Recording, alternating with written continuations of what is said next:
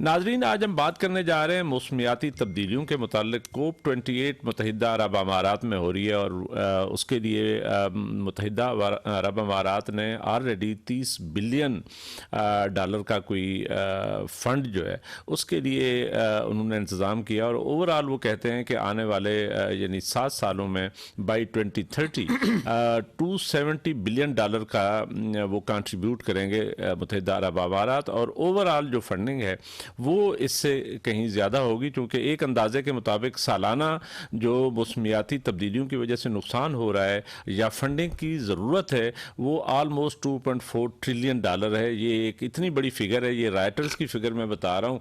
और मेरे लिए भी ये बड़ी हैरानकुन बात थी कि इतना ज़्यादा यानी मौसमियाती तब्दीलियाँ हो रही हैं और इतनी ज़्यादा एक अंदाजे के मुताबिक 71,000 लोग पिछले साल मौसमियाती तब्दीलियों की वजह से उनकी डेथ हो गई है। इससे रिलेटेड हम बात करेंगे और उसके साथ साथ हम बात करेंगे रिन्यूएबल एनर्जी की क्या सिचुएशन है। पाकिस्तान में इलेक्ट्रिकल व्हीकल्स की एक पॉलिसी भी आई थी, ईवी पॉलिसी, उसकी क्या सिचुएशन है।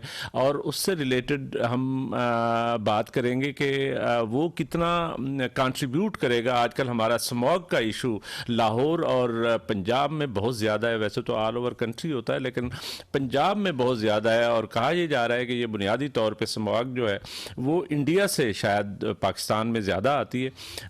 उससे रिलेटेड भी बात करेंगे कि क्या COP28 स्मॉग से रिलेटेड भी कोई इश्यूज डिस्कस करती है या ओवरऑल इस पे भी हम बात करने जा रहे हैं। इसके साथ साथ हम बात करेंगे IMF के प्रोग्राम पे। उनकी बोर्ड मीटिंग एक होनी थी, रिव्यू तो बड़ा स्मूथली चला गया लेकिन बोर्ड मीटिंग नहीं हो रही और उसकी कोई डेट भी नहीं आ रही।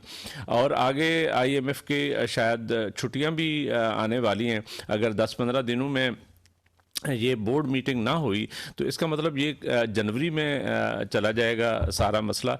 तो फिर पाकिस्तान की क्या सूरत हाल होगी, क्योंकि पाकिस्तान में इकानमी थोड़ी सी स्टेबलाइज होती नज़र आ रही है। और इसके हवाले से आप ये देखें, पाकिस्तान में स्टॉक एक्सचेंज 62,000 पे चला गया 38,000 से।